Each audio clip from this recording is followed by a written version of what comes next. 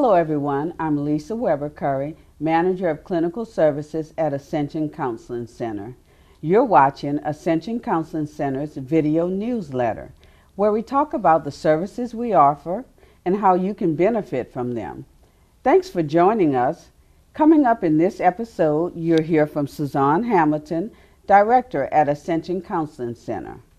Our topic is surrounding oneself with safe people. Those who we can have positive relationships with, and those who build us up and support who we are. Won't you please stay with us for the next half hour or so? Our newsletter begins right after this message. Ascension Parish, a parish steeped in tradition. It's a place where generations of families have continued to enjoy a lifestyle that centers on community living and community celebration. It's a place where we care about each other and we care about ourselves. For more than 50 years, the Ascension Counseling Center has continued the tradition of helping individuals and families change behaviors and change lives. The Ascension Counseling Center. Welcome back, and thanks for staying with us. We're joined now by Suzanne Hamilton, Director. Suzanne, will you tell us a little bit about yourself? Well, I'm the director of Ascension Counseling Center, and I've been there for 9 years. I'm a licensed professional counselor and also a licensed counselor supervisor. Right. I'm also someone who's been in some safe and some unsafe relationships, and so I have As some we all have. firsthand. Yes, we all have firsthand experience with this. Okay, you're right. Well, it's great to have you with us today. So we're going to get started. Topic: safe versus unsafe people. So you say that we all actually crave a relationship with other people. It's just a God-given thing that we need other people in our lives. But the problems come about when we can't clearly discern the character of people. Yes, that's correct. And, you know, we all crave relationship with other people, but we've all been in relationships that have left us wounded or that have been unsatisfying for us, as well as relationships, hopefully, that have been good for us. So hopefully people have some of both and not all of the negative, unsafe relationships. And what happens when we're in unsafe relationships is either we tend to repeat the same mistakes over and over again, or we try to just shut ourselves off from being hurt in the future, and we don't try to have a relationship again for a while. But it's like you said, that really doesn't work. We're designed to be in a relationship with other people, and so we really need to figure out how to make this work. Okay. And so one of the ways we can learn to make this work is being able to distinguish between people who are safe and unsafe. So let's talk about unsafe people first. Okay, we'll talk about unsafe people. They come in three broad categories. People, they are people abandoners. They're not really there when you need them, or they're critical, or they're irresponsible. Okay. Well, tell us a little bit more about the abandoners. Abandoners are people who they start off good. They sound like they're going to be a good friend. They're going to be around, but they're really never around when you need them. They are more call you or need you whenever they need something, as opposed to just being there with you. They make plans to be with you and then cancel them at the last minute because something better came up. They don't really call you. You're the one who has to call them all the time. And they're not really there when you need them. They're there if they need something, but they're not really there for you if you need something. Okay. And so with abandoners, you can't really trust them. You can't rely on them. Right, that's right. And they, abandoners, a lot of times they've been abandoned themselves and that's all they know, but they really do destroy people's trust. You begin to learn that you can't rely on them, you can't trust their word, that they're going to show up when they say they're going to, because something better may come up, or they just don't feel like going, and so they don't. Okay. So they're actually behaving from the way they've been treated, and they haven't broken that cycle, so they know no other way to be with people. That's correct. Okay. Okay. So let's move on and talk about the critics. Critics are like your critical parent. Everything you say or do is wrong. They are just critical of how you dress, what you say. of your decisions. That's the most important part. They criticize what you think or what you believe. Okay. They criticize how you live your life. And so they're not supportive at all. They just talk negatively about you, to you, and to other people. And you're just never good enough to please them. Okay. And it sounds like critics tend to point fingers. They make you doubt yourself or question who you really are as a human being. They do. If they're pointing their finger at you and saying what's wrong with you, then our natural inclination usually is to think about, okay, well, what is wrong with me? Maybe that is wrong with me.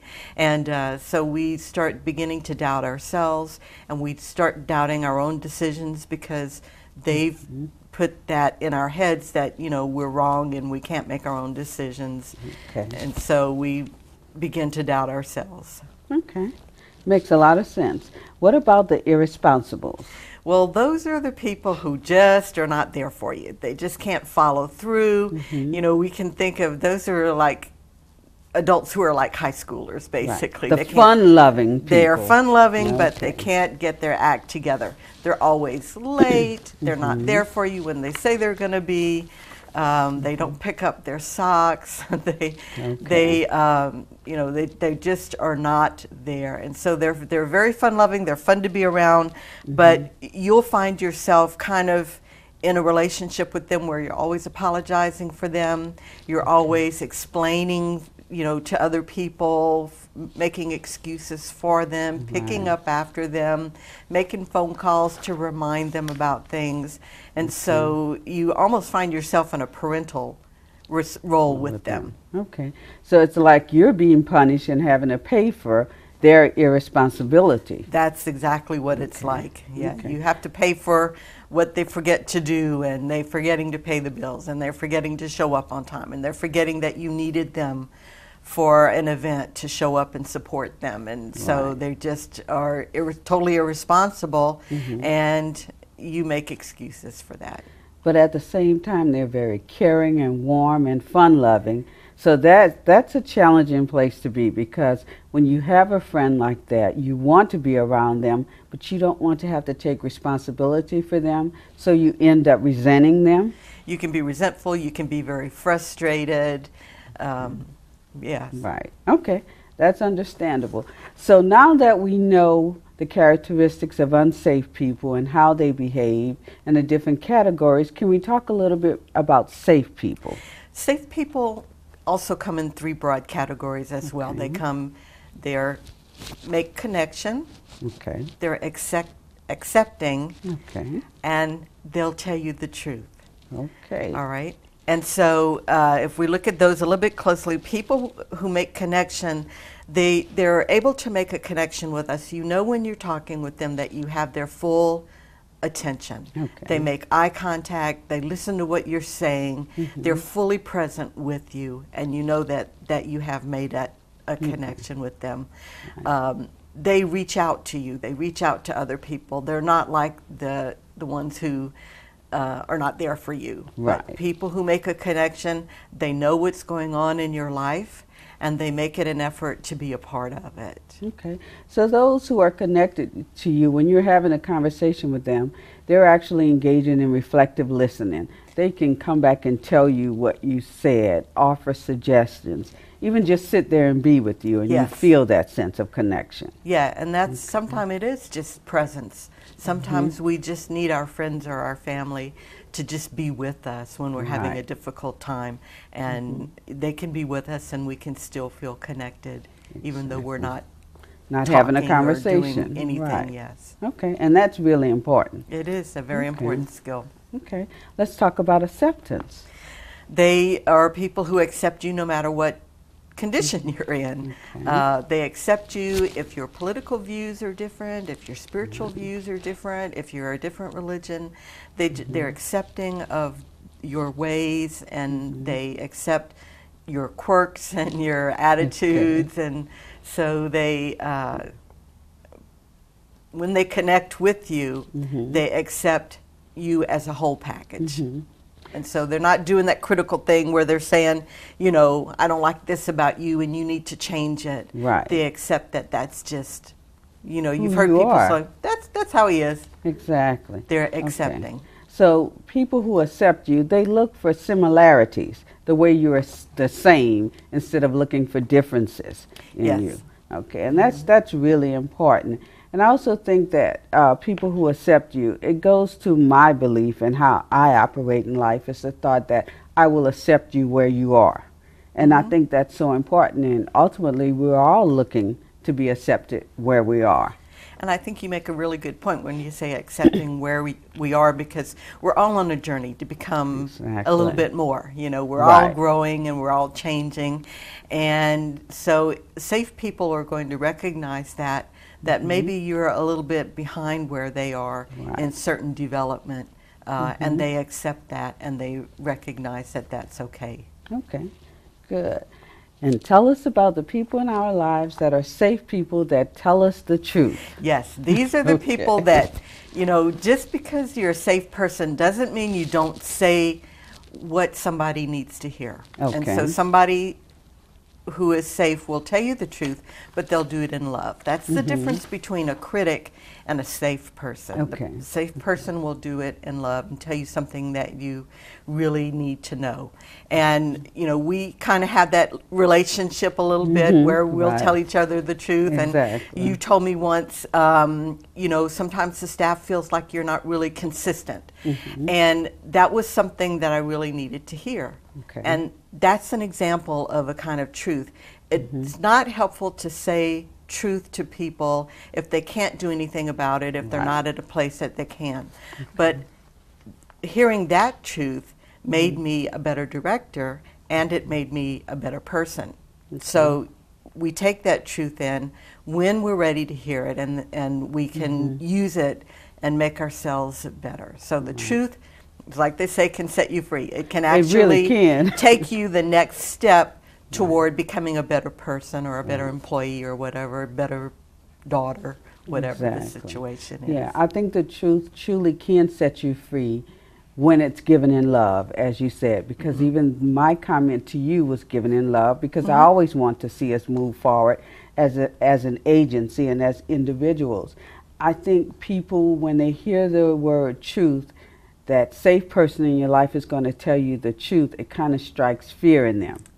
Because when somebody tells you the truth, it sort of commands you to make a change when you're willing. It commands you to sit back and think about what they said. And sometimes people aren't willing to do that. But I think the important piece you say in this is do it with love. Let them know once you've told them the truth, this is about love and I want the best for you. I think that's important. Yes, because if it's an unsafe person telling you the truth, it is going to come out as criticism. Right. You know, it's going to come out as, you know, you really, it's more accusatory. Right. You know, you're inconsistent and we don't know what to think. Right. And just And they usually plop it walk there. away. Right. Yeah. Right. Right. And so there's a difference in saying it, you know, in a critical way, Right. and a way in saying it, and then it's like we say, we have that acceptance and that connection. We're in a relationship, and so with the having connection and acceptance, the truth can be said easily without Right. ruffling any feathers. Exactly. Okay. So, important for people to remember, safe people in your life, look for connection, acceptance, and truth. Yes. Okay. So let's talk a little bit about the characteristics of unsafe people. All right, so there are a few. Unsafe people think that they have it all together.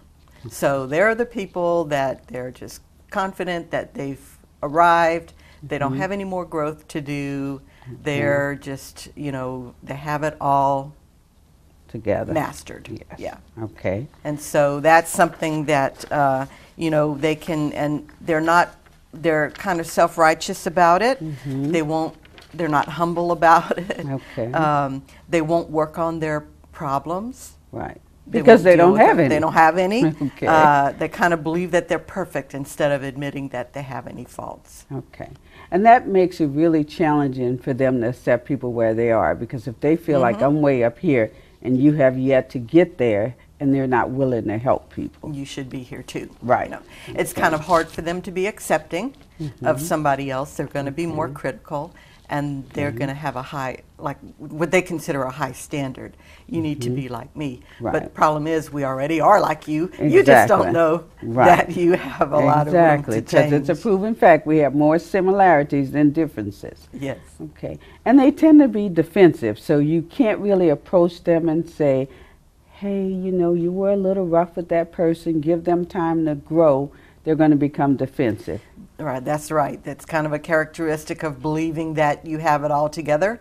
You won't accept any feedback, and you become defensive to any kind of feedback at all, rather than thinking it through. And, you know, it hurts to get that kind of feedback, Yes. you know, but Because we've all been told the truth yes, before. and yeah. but it's for our good. It doesn't harm us. You know, we Right. talk about the difference. It hurts us, but it doesn't harm us. The hurt actually is a springboard toward our being better. Right. And because they're defensive, they are not open to any Right. kind of feedback from anyone. And it seems like if they're pressured into taking some action for the way they treated someone, then they will apologize, but their behavior continues. That's one of the signs that somebody is unsafe, because Okay. anybody can apologize. Right. And a lot of people do apologize, but they don't change the behavior. So if they're apologizing over and over and not changing the behavior, then they're an unsafe person. A safe person will recognize that their behavior was hurtful, apologize for it, and change it. Or at least to make the attempt to change it, because Right. some of those are habits and they're hard to change. And it takes time. It takes time, but they're willing to change their behavior. Okay. And one of the other characteristics you talk about with unsafe people is they'd rather tell a lie than speak the truth. Yes. And so they will rather lie about their situation or how they are rather than tell the truth to you. And they'll either lie about themselves to create that image of being perfect, Right. or they'll lie to you instead of telling you what you really need to hear. Okay. And you could have lied and said, oh, everything's fine, and Right. nobody has any concerns. Okay. But instead you said, look, you know, sometimes you're a little inconsistent with the rules, and so we Right. kind of need to work on that a little bit. Or you didn't even say that part. You just said sometimes you're inconsistent with the Okay. rules. And so it's about telling the truth Right. to other Okay. people. Okay. All right. So now that we recognize the characteristics of unsafe people, help us understand how we evaluate these unsafe people in our lives. One of the ways is looking closely at your interactions and looking at, is there give and take between you and the other person, or are you always giving? So is it you that's always picking somebody up or making the phone calls or cooking something, or, you know, are you the one who's always giving and giving and giving? Right. Because it should be mutual. We should, Okay. a safe relationship involves mutual need and mutual Give meeting. and take. Yeah, give and take. Okay. So if it's all going one way, you're just giving out and you're not getting when you need anything, Right. which is partly about telling the truth. Because if we're in a safe relationship with somebody, we can tell them, I have a need. Right. You know, I'm feeling anxious or I'm worried. And then they can do what they need to help you out with that. Right. So you feel safe really talking to them about your feelings. Yes. Right. So if you're in a relationship and there's someone you can't talk to when you're feeling sad, angry, whatever that feeling is, and you think, I'm going to call such and such, and immediately you get that feeling, no, that's not the person. They're not going to understand me. They're going to be judgmental, critical. Then you know that's not a safe relationship. Yeah, that's you. People kind of know instinctively that a relationship is safe or not safe. What I'm hoping we're doing today is putting it out in the open so that they Right. can look at it and they have a way to begin to evaluate that Right, and tell okay. that, yeah, I'm kind of right about that. This is an unsafe Exactly. relationship, or yes, this is a safe one. Exactly. Because I think we get that feeling. I know I do. I get that gut feeling when I meet someone and start to engage them in conversation, whether this is a relationship I want to pursue or whether this is not going to be a good thing. So then we take the tools you're talking about today and we start to process them with that person, and we can make a decision as to whether they're safe or not. I think that's important. And you also point out that when you're with someone who's unsafe, most of your relationships revolve around activities rather than the relationship itself. Can you speak to that a little? Yeah. When you in an unsafe relationship with people, you're mostly doing things. Okay. So there's nothing wrong with having friends that you jog with or play tennis with. Right. But usually people are going to have deeper conversations and maybe do things outside of that. But usually, so a safe relationship is going to go beyond that, and it'll be something that, so it's not just doing activities or, you know, the thing that always pops into my head is the church activities. You know, we're just active, and we're cooking this, and we're going there, and we're doing this. And if all of your relationships are that, if you're the kind of person that says, I feel more comfortable at a party if I have something to do, if I'm helping the hostess lay the food out. Right. That's the kind of thing we're talking about. That, you know, it's that you're not comfortable just sitting and talking and connecting. Right. But without any activity. You got to have a little, let me fix this and let me get that, and here, let me serve you, here, let me pick up your plate. You know, so it has to go beyond that. Right. To true has to go beyond the surface and have some deep, meaningful connections with each other. Okay, that's important. Tell us how, evaluating safe people in our lives, we look at our work, our activity, and our recreational functioning. What are we looking for there? Well, what we're looking for is that whenever we have poor connection with people, it kind of bleeds over into other areas. So when I talk about, you know, work, you know, everybody talks about the Monday blues, but this is all week long. You know, so it's not just Monday, because Monday is typical for people. And so, and you know, we want to have connections at work with people, and some people go through work unconnected at all, and they don't like their work, they're getting frustrated, and so some of these are symptoms. If you begin looking at your relationships and find that they are not safe, and then looking at your physical health, looking at your work relationships, looking at all the different aspects of your life can help make a fuller picture for you. It'll help you understand whether the Monday blues that have now extended through Friday are related to your relationships outside of work and even in work, whether they're healthy, whether they support you and sustain you and make you want to move forward and be motivated, or whether they're so unsafe and unhealthy that even when you get to work, you can't move forward from all of that. You have no sense of support. And we all know people whose personal life is so chaotic that it's hard for them to come to work and put it aside. And that's, you know, somebody who's involved in unsafe relationships, and they just begin, if they can get to the point where they begin to color everything that we do and take over everything in our lives. And so we can see that sometimes in our coworkers, sometimes it's us, you know, that things outside our relationships are so bad.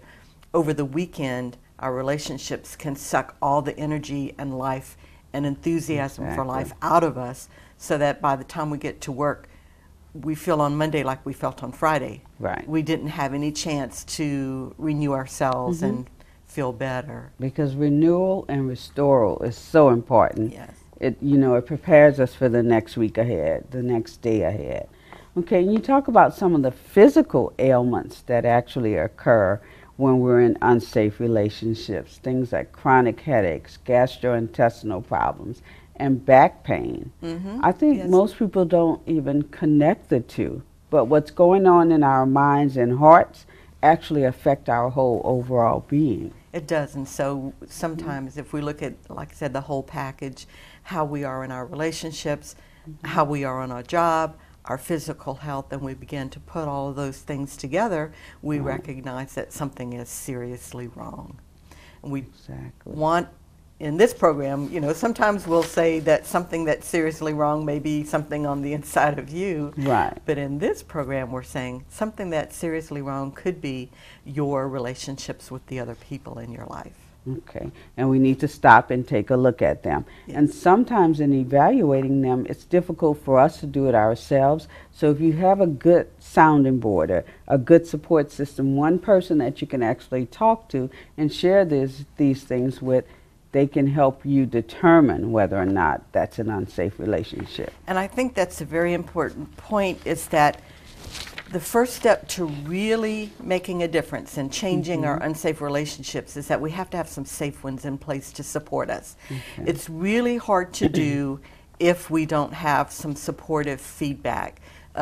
Somebody that we can bounce ideas off of and tell us, yes, you're right to say no to that person.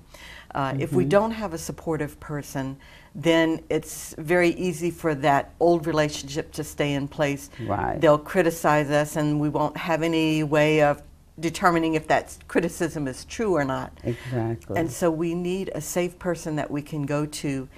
We need to let them know what our plan is. Right. I'm trying to turn this into a safe relationship. We're not talking about eliminating your relationships. We're Right. talking about turning it from unsafe to safe. If the other party is willing. If they're willing, make we need changes to give them the as well. chance Okay. to grow and to change and to recognize. So we're not talking about just recognizing that this is an unsafe relationship and eliminating it. Right. We're talking about making a change. And that can take time. You know, Okay. you might recognize that this is unsafe. It may take you 6 months, a year, a week. You know, it is, but so it's really important to have some safe relationships, and you can Right. find those. Look at your close relationships, people that you already have a relationship with, and see if you can identify somebody safe and begin to cultivate that relationship. Or you can find a support group or a Bible study group, a church group, where people you can identify the safe people now, Right. and begin to work with them. And they can give you feedback whenever that critical person is criticizing you, Right. to recognize, no, that's an unfair criticism. I'm going to stop that. Right. So that goes along with telling us. So tell us a little bit. How do we handle difficult relationships? So we've learned to discern between safe and unsafe people, the unhealthy characteristics of unsafe people, and the healthy characteristics of safe people. So now that we're learning that more, how do we handle these difficult relationships, as you just started to tell us about? How do we decide whether that relationship, we're going to remain in it or we need to move on from it? It's a time for telling truth to that person Okay. in love. Okay. All right, so we're going to identify what it is about the relationship that's unsafe. So maybe it's that you make plans with this friend, and most of the time when you're getting ready to leave for the event, she calls and says, oh, I can't go, you know, Okay.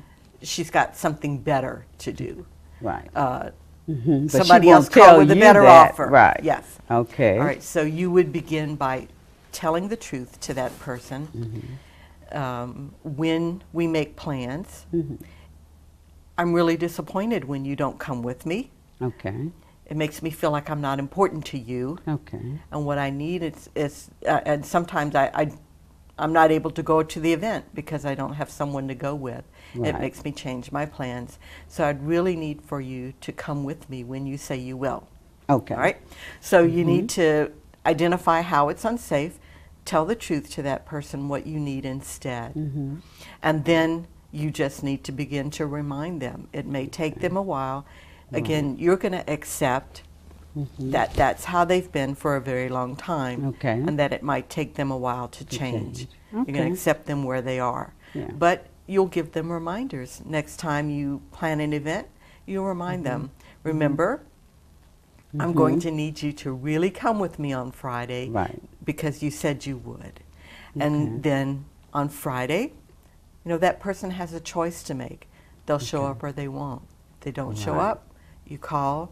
Yes, I was really disappointed Okay. that you didn't come. And Okay. remember, we're trying to work on that. That'll improve our friendship if you come. So it's about telling the truth, consistently and over until that person makes the change. And telling it in a caring and loving way. Yes, you're being a safe person, and that means connection and Okay. acceptance Right. and grace. Exactly. While you're telling the truth.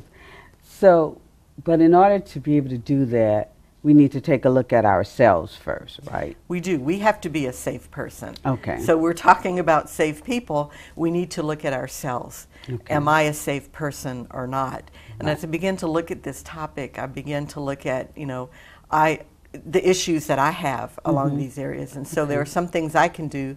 So in some ways, I'm an unsafe person. Okay. In some ways, I'm a safe person. And so Okay. I can look at those things and begin to work on some of the areas that I'm unsafe. But yes, Okay. it does depend on us being a safe person. And that may be the first step. I may have to become more of a safe person. If you're not a person who maybe you don't reach out to other people Okay. as much as you could. Right. You might have to work on that, calling people and reaching out and Okay. stopping and talking longer than you have a tendency, like what I call drive-bys. Hey, hey, hey. Right. Everybody say. I did speak to you, though. It's kind of what they say. Yeah. I did speak to you. So what do you mean I'm unfriendly? But So, yes, so you're it's going to take working more on- than surface. Yes, you're working on your own safe and unsafe issues Okay. at the same time, because we all have some of both. Right. And hopefully our safe characteristics, Outweigh. we're going to grow those so Right. that they're forcing out the unsafe Safe ones. Okay, that's really important. Another thing you talk about is learning to accept reality, forgive, and grieve your expectations. Yes. Okay. It may be that that friend will never change that behavior, no matter how much coaching and encouraging, or how much talking, how much sharing about how important that is to you. Right. It may be that that friend will never change that behavior.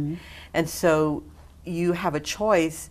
Do I accept my friend in this way, Right.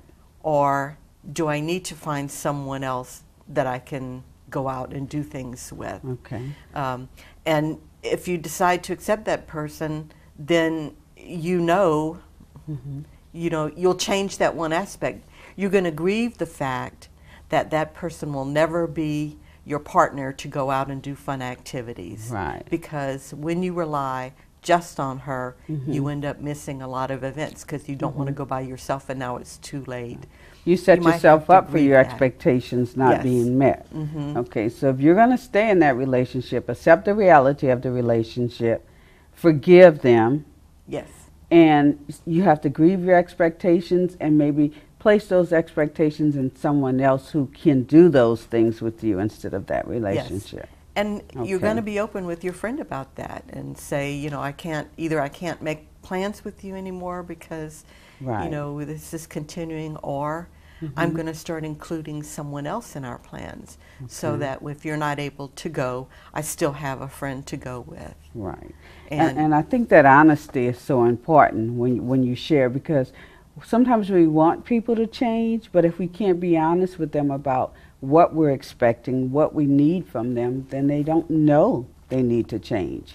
And it may not be until that point where you set that firm limit with them Right. that they take it really seriously. And so Yes. it might be that at that point they say, well, okay, you're really serious about this, Right. aren't I you? didn't realize Yeah. that you were. Yeah. No matter how many times you've talked about it. So, yes, Okay. setting those expectations, looking at your expectations, Mm-hmm. determining whether they're realistic given what the other person is able to do for you, Okay. and then, if they're not able to give you what you expect, to grieve that and let it go, Okay. and make other arrangements. Right.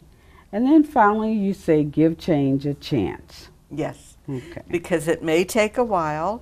We never really know if the person is able to make the changes that we're asking them to make. Right. And so, it may take years or 6 months, or it may take Right. a while. And we say that give the change a chance, because if you're in a relationship with somebody, especially if you're married, we don't want people to just get this awareness and say, okay, well, I'm done with you because you're Right. unsafe. Right, All because we wouldn't want somebody to do No. that to us, Yes. especially if it's something we can change. Yes. Okay. So it really needs to, you know, and that kind of what I've talked about before was a process, telling them the truth, reminding them, letting them know after the event, and then finally, if you see there's no change, you know, to let them know, here's the change I'm going to make. I Right. can't rely on you to come out with me and go to events with me.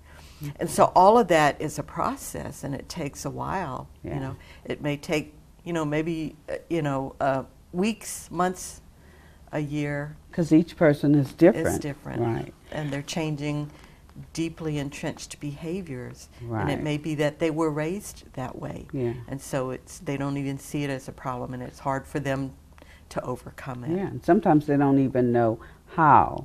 But would you say it's also just as important to, if you've spoken to them and told them what you expect, what you need from them, and they actually meet that? So let's use the example of the friend who always cancels. So you remind them, you talk to them with care and love, and so the next gathering you guys plan to attend together, that person actually shows up. So do you think it's equally as important to go back and say, wow, you showed up. I Yes. really appreciate that. Yeah, I think that's to give them approval and appreciation for what they did, to say thank you. Right. They've made a big behavioral change for you, and it shows that they're a safe person and that they value the relationship Yeah. because they made the change that you requested. So yeah, a friend who will do that for you, you need to let them know how important that is. Yeah, because I think just complimenting people and being grateful to them motivates them more than the negative Yes. part. So it helps them move forward. And that's an important part where, you know, if this were the example that we're using, this person sometimes shows up Right. instead of canceling at the last minute. That would be the opportunity to really praise that and enforce it and appreciate it, you know, Right. buy them a t-shirt from the concert, you know, Yeah. whatever, just to make Yeah. sure, just really reinforcing that Yeah. when they do show up, how much you appreciate Yeah, it. how much fun we had together and how much we're looking forward to doing it again. Yeah. Yes. Okay, so you have given us a wealth of information today. We know how to go forward recognizing safe versus unsafe people, and we also know that sometimes we have to look inward first because we attract what we put out. So Yes. if we want safe people in our lives, we have to be safe as well. That's correct. And partly, you know, we have to look at what is it that's attracting me to this irresponsible Right. person? What do I get out of picking up after them? What is attracting me to this critical person? What am I Right. getting out of always hearing about how I'm not doing things right or that I'm not good enough? Right. How am I being attracted to this avoider? What is it satisfying on the inside of me that they're not with me? Right. They don't seek me out. And so we But do yet I have to look- remain yes. in that unsafe I remain in relationship. this relationship. Yeah. And so there's a little bit of unsafety on the inside of us, something, and remember the opposite of that is connection, seeking connection and acceptance.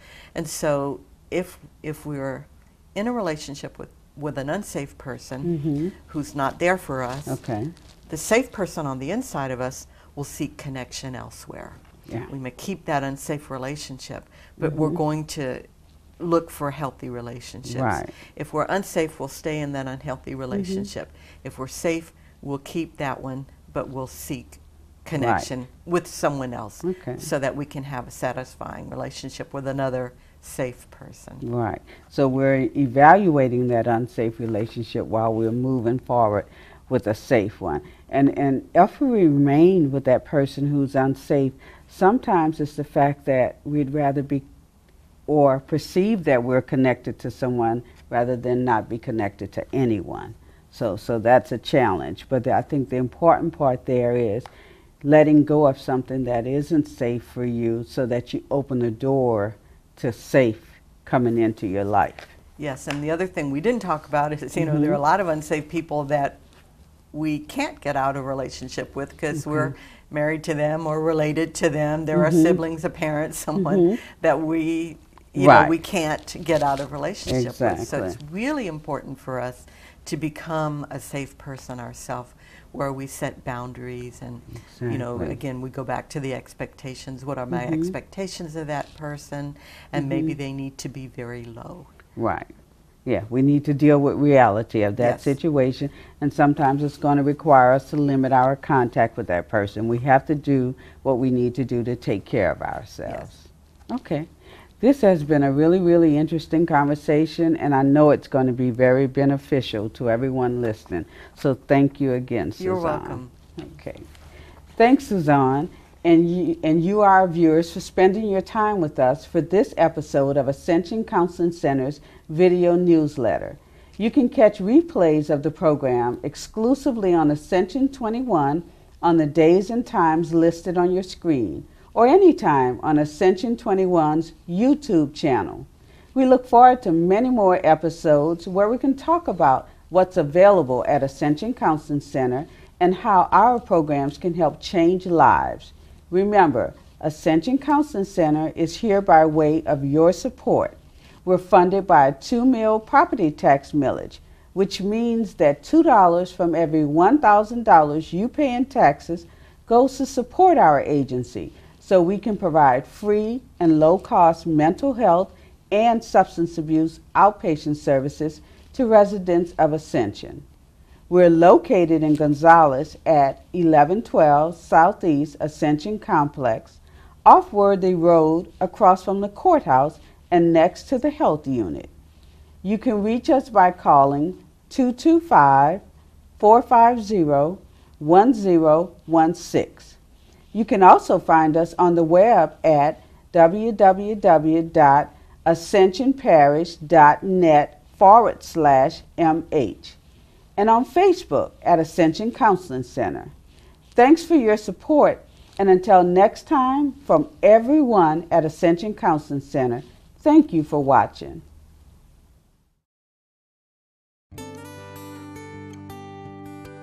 We see a lot of children that are actually being raised by their grandparents.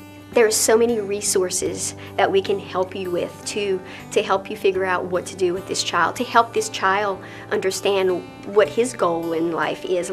Having one little boy come in and hate his life and have a scowl on his face and not want to be there, and then a month or so later befriend him and come in and smile at me and talk to me and give me a hug, which those children don't do that very often. So by having that hug rewards me more than any paycheck that a person could give me. It's more fulfilling than anything else that job could possibly give me, by seeing a patient or a child or an adult's life completely turned around.